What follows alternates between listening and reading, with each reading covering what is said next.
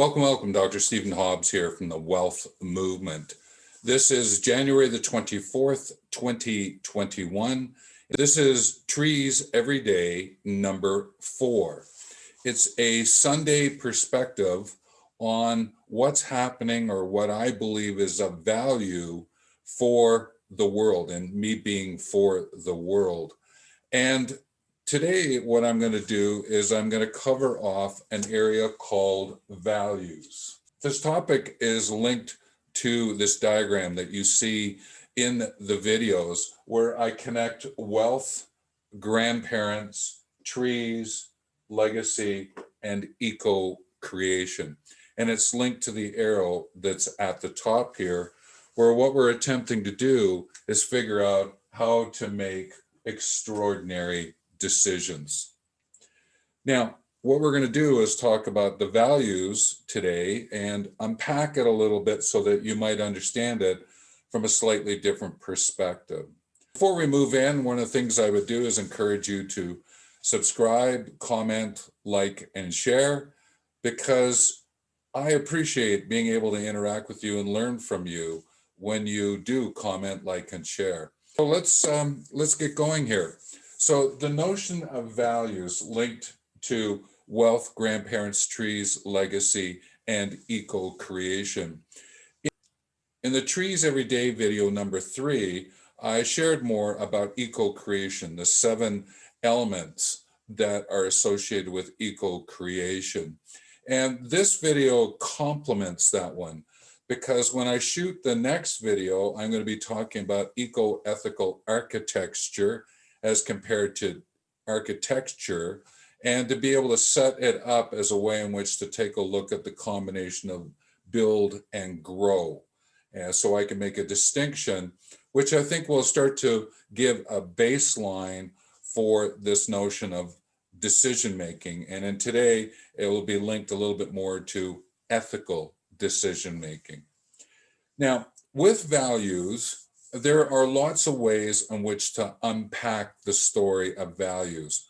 What I'm going to share with you is one that I use. I keep it at my fingertips, and it's based on the 3 interacting arrows that are here. And what I'm attempting to do is give you just a very simple way to look at values and how values can be used in your decision making. There are a lot of other value sets, and I will give you access to another one that expand on it. It goes out to 7. I've actually taken that one, I've taken it out to 10. But today, it's really about these 3. Now, the first value that is of importance to us in our life is the value of utility. It's what we do when we think about doing something from a development point of view. We have to develop something, in other words, bring it into thingness, and therefore it has utility or usefulness. And what we're doing here is that we're trying to figure out what might be a value that adds something to what we already have, or it brings something new into our field of view.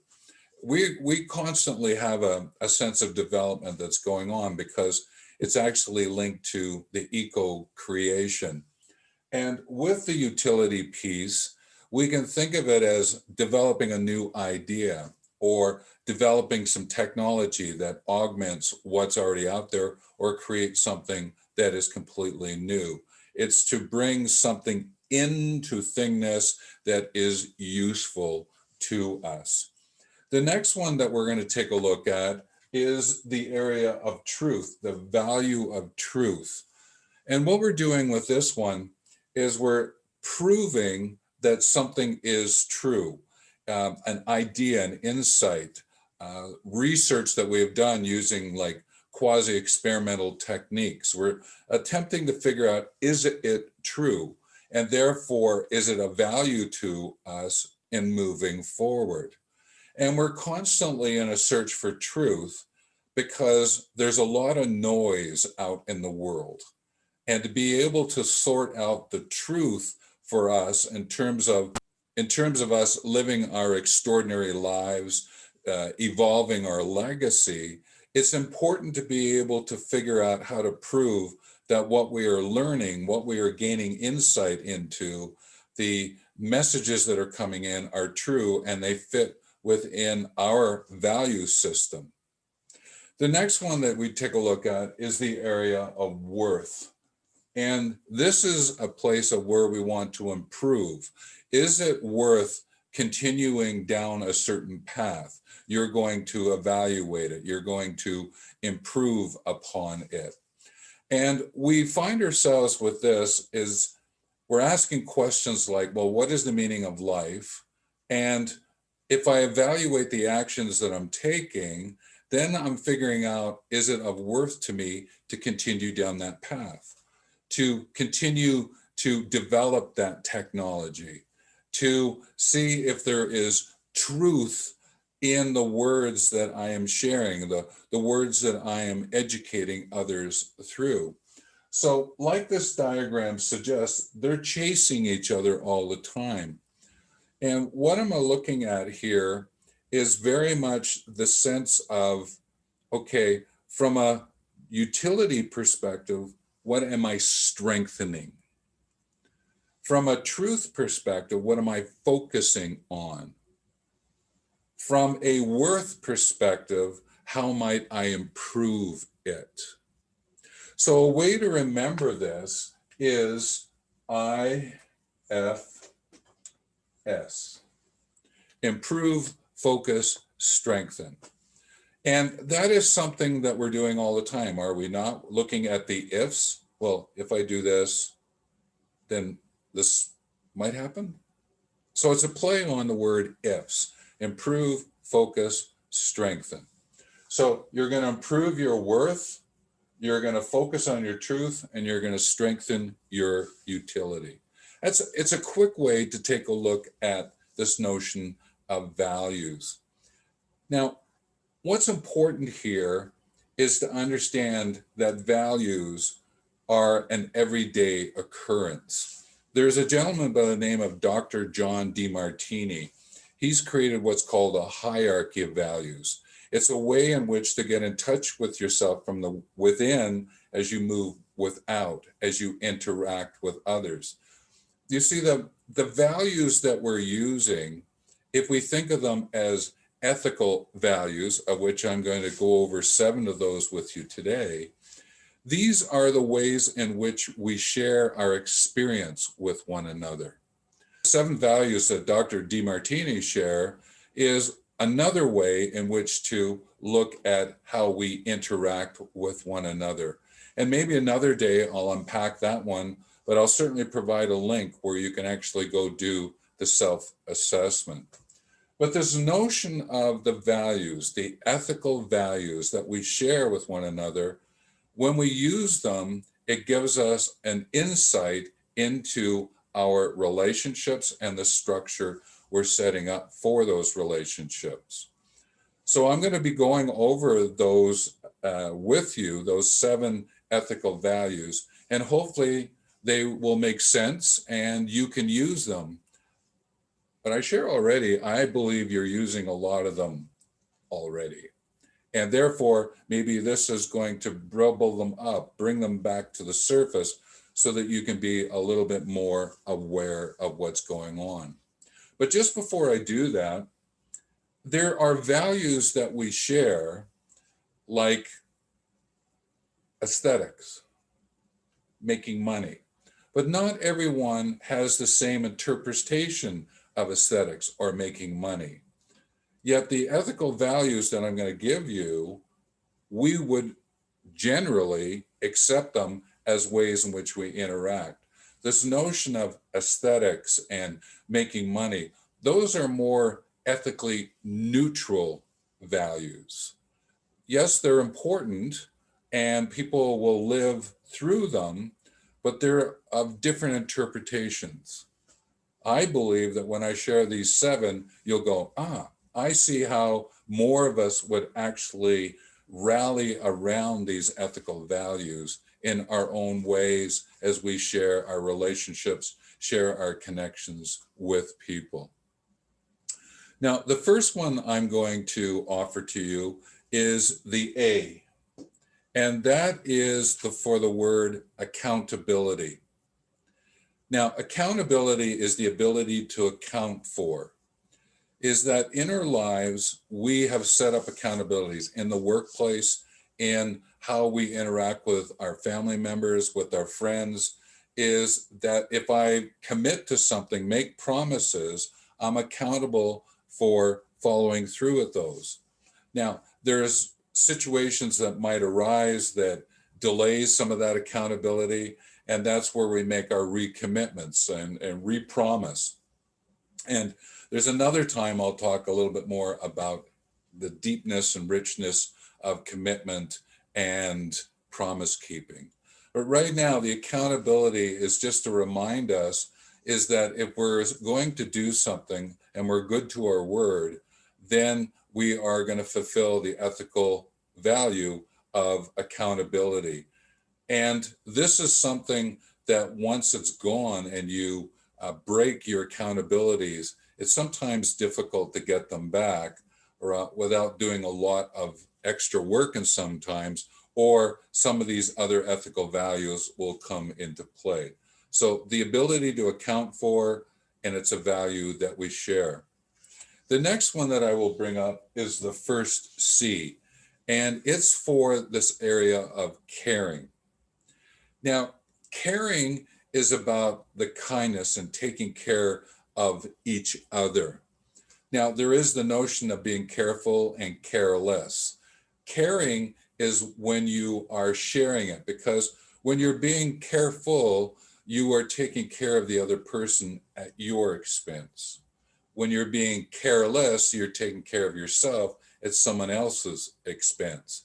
Caring is a way in which to bring both of us into the conversation, into the actions that are going to be taken, so that there is this sense of kindness that is shared.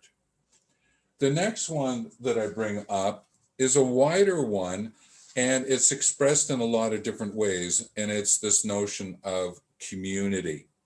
Now, I bring it forward because there is that wider sense of community, as there is the sense of community of friends, community at work. Your family is like a form of community. And what I think of community, I think of common unity. What's the level of commonness that unifies us? And that's how we form community. With family and friends, it can be about blood and deep interactions with one another. At work, it could be around a project, or simply is that you've been assigned into some groups to work together. Community in a much bigger sense could be from a movement perspective, where you're working on like a water movement, or you're working on a recycling movement, or you're working on a hacking out a new technology and working across the internet. So from a grandparent's point of view here, is that there's accountability for being a grandparent, is there not? There is the sense of caring with your grandchildren and your own children, who are the parents of the grandchildren, as there is the notion of a community gets struck about grandparenting. So there's something here for grandparents as well, to be able to weave and celebrate these ethical values in your relationships with the grandchildren. So I just wanted to share that. And you'll find that these other four have a role to play as well. The next one, the F, is for something called fairness and justice, is that there's equity here, is that how you are taking care of one person is how you're taking care of another person. As you form a community, you're not taking things out of balance and making a certain group much bigger or better than another group. There is fairness, there is sharing that is taking place. Now, this one, when I was younger, tend to feel as though I was missing. That seemed to be something that was bugging me, like a burr under the saddle. And I realized that it was something that I was actually doing to others, and it was being reflected back on myself. And I remember those days as a youngster, and we're picking our softball teams or our basketball teams, and who was always going to be last to get picked. So sometimes what I did, and I remember this, is that I would sometimes pick who might have been last first. And I always get kids making fun of me. But what I was attempting to do in my own way was share this concept, this ethic of fairness. And when I got into the workplace and I started managing, I started noticing is that if I was not being fair to all of those who were reporting to me, and if I started to show favoritism, it could create a little bit of that burr under the saddle again. And I would suggest for grandparents is thinking about, okay, am I leaning into one grandchild more than another if there's more than one? Or when you're in your family, do you have the favorite cousin and the others you just sort of put to the side? There's this notion of looking at fairness in our relationships and how you structure that up. The next one that we're going to go over is the H, and it's for the concept of hospitality. It's about welcoming those who've not arrived yet. And the hospitality, we understand this in the hospitality industry, making sure the rooms are ready for those who've not arrived yet. The hospice is welcoming those in the latter stages of life. The notion of hospital is that when you're injured or ill and you need somewhere to go to, there is a hospital. This notion of hospitality, this shared ethic, is really important.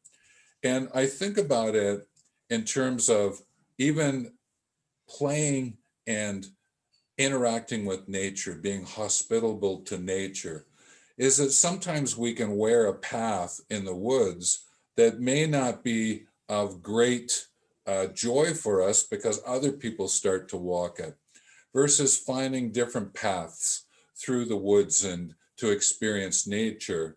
But some might argue, well, wouldn't it be better to create a shared path so as not to leave a footprint all over the forest? So there's something here about the hospitality and interacting with one another to figure out how to welcome those who've not arrived yet, even into a nature-based setting. The next one, the R that we're going to go over, is the area of respect. And it's to respect a person for their competence, to respect a person for keeping their word, is that you see a way that that person is present with you. You can respect them for that. Now, you may not always agree with their ideas and insights, and that's okay. You can certainly disagree and do it in a friendly way and still end up in a deep and rich conversation. The notion here is that you respect one another. And on a personal note, this was one of the areas that really touched me when I was in some of my workplaces, is that I thought it was about fairness at one point, but really it was about respect, is that I didn't feel as though people respected me for who I was as a person and what it was that I was doing and sharing. But it's a two-way street. What I realized also is that I may not be respecting them. And I was actually putting blocks up. I wasn't being fair. I was putting blocks up in front of them and only working for the most part with those who I thought were getting me. And then I started to realize is that when you start to build groups and teams, oh, you can get into a bit of trouble, right? So when you are interacting with your grandchildren and you are interacting with other grandchildren and grandparents, is finding a way to respect what those other grandparents are bringing those children, those family units to your experience, especially in the outdoors, because there's a lots to learn from others. So I bring that to your attention so that you might sort of explore that possibility for yourself. Now, the next one is one that we hear a lot about, and it comes down to the notion of trust, trustworthiness. And trust here is really about the deepness of competence. It's about commitment. It's about finding a way to say, I trust who you are and what it is that you can do, and I welcome you into a connection with me so that I can, in a sense, rely on your truth and we can develop something together. I hope you can see me weaving different elements of what's on the board here. Now, this trust one, or trustworthiness, all right, is something that takes a long time to grow, build. In an instant, it can be gone. And we've got to really take a look at how we interact with each other. So as we grow the trust, build the trust, we're not going to destroy it so quickly. And often that just means is to pay attention to all the other ethical values and how they weave together. So these ethical values that I've shared with you are really ways in which we interact with one another. It's sort of like, if we think of it this way, morals are up to our skin, the way that we see the world and what we hold that's important to us, our beliefs and assumptions. But when we share from our skin out, in other words, interacting with others, then this is the world of ethics. And that was shared with me through a colleague of mine that you will eventually meet here. And he spoke about this to me. And it was like one of those days of, whoa, hang on a minute. Oh, okay, I can make the distinction. And then that really awakened me into this world of ethics. And it was in relationship to nonprofit organizations. We were both involved with them. And there are sometimes nonprofits that will take advantage of people, or people in nonprofits will take advantage, which is unfortunate. Sometimes they're interacting with the best of intentions, but they don't realize that some of the actions they're taking are actually unethical. And when we used to get together to do some consulting work or have our coffee conversations, he would bring this ethical storyline to me. And I kept going, okay, yeah, I see that and I see that. And then more and more, when I made that distinction between up to your skin is morals, from your skin out is ethics, and we were talking about the 7 that I've just mentioned, it was like this welling up. I call it from my wealth spring, welling up a better understanding of how I can set up what I might now call relational structures, the kind of ways in which I want to be with someone and how I might structure it, balanced off by maybe I have to structure something up and then figure out how I want to interact with the persons or person. And it just gave me a much deeper and richer way of looking at human relations and the structures that we build around those relationships. And this is something I want to share with grandparents, is because sometimes we just sort of fall into the life of grandparenting. Now, again, I'll remind you, I'm not a grandparent. I'm sort of extrapolating here a little bit. And as I interact more with grandparents, they're helping me to understand if I'm actually giving them something of utility, something of truth, and something of worth, is that I get that feed forward from them, which is absolutely wonderful. And I weave it into what I'm sharing on these Sunday perspectives that I'm sharing with you. Now, I think it would be important to put it into a little bit of a practical component here. And what I want to do is that I want to talk about 3 elements of ethical decision making, using the ethics in this decision making, making a decision from the alternatives, which direction are you going to move? Now, this 3 is of a 10-part ethical decision-making process that I have a workshop that I offer around. I wanted to give you the first 3 because I think it's important on an everyday basis, is that when you find yourself in a situation where you go, ooh, hang on a minute, I think something's happening here, and I need to take a look at it, and maybe a bit of anger wells up, or there's this, hang on a minute, this is just not feeling quite correct. This is what I would suggest, okay? The first step, all right, is to look at the situation as it is and describe it, explain it in the words that you have at this point in time. Now, when you go through it, you will create this narrative, this story that you're telling yourself. Now, here's the important element of the ethical decision making. What I would then suggest, step number 2, is go to the 7 ethical values that are putting themselves in view of you. So, is there something going on from an accountability perspective here? Is it about caring? Is it about community? Is it about fairness? About hospitality? About respect? About trust?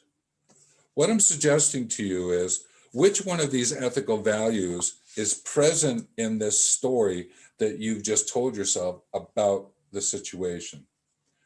You can make a case all 7 are probably there, but there's one that's probably blinking like a neon light, and you can go, oh, okay, this is about respect. No, this is about hospitality. If you need to, you can weave 2 together, but I would suggest go with the one so that you can do step number 3, which is to rescript the situational story. Notice, rescript it. So the first one, you wrote it up, shared it.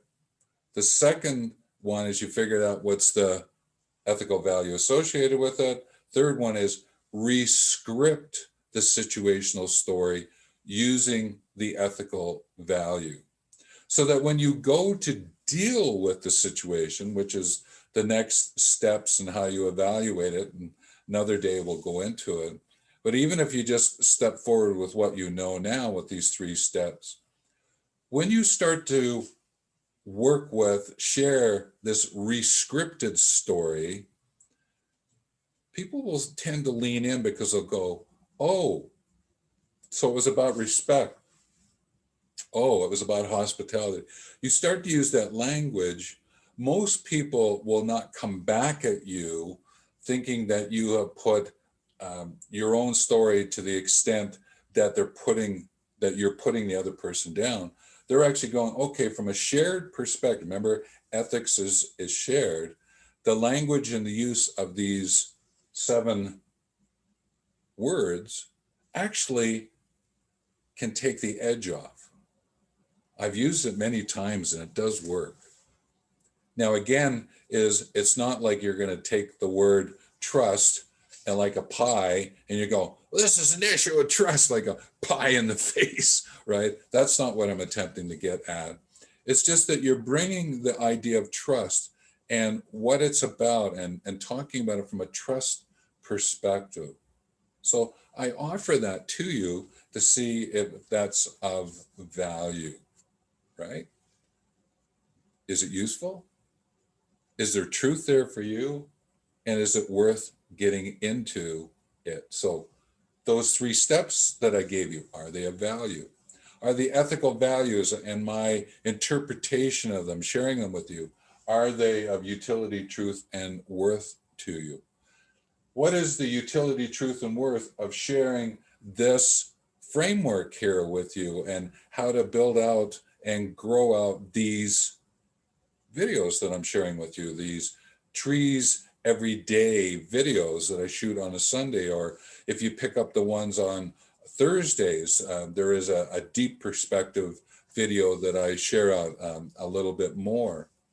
So what I'm hoping I've done here is opened up the world of values to you. And the opening of the values and the three and then the ethical values, I would offer to you is that there is Dr. Demartini's work about the hierarchy of values, and you can do a self-assessment.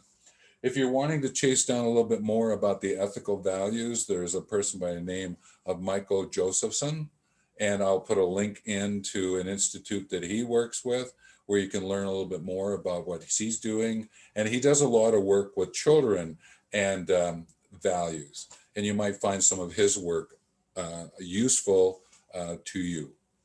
So with that, that is today's video, and I thank you for watching it with me. So again, please remember to subscribe and comment, like, and share. There is a notification bell there that you can ring it if you want to be alerted to when the next video comes out. And I just so appreciate that you are here learning about this. It gives me an opportunity to share some of my learning with you. And what that does is it just deepens it for me and reminds me of the ethical values that we share. So with that, take care.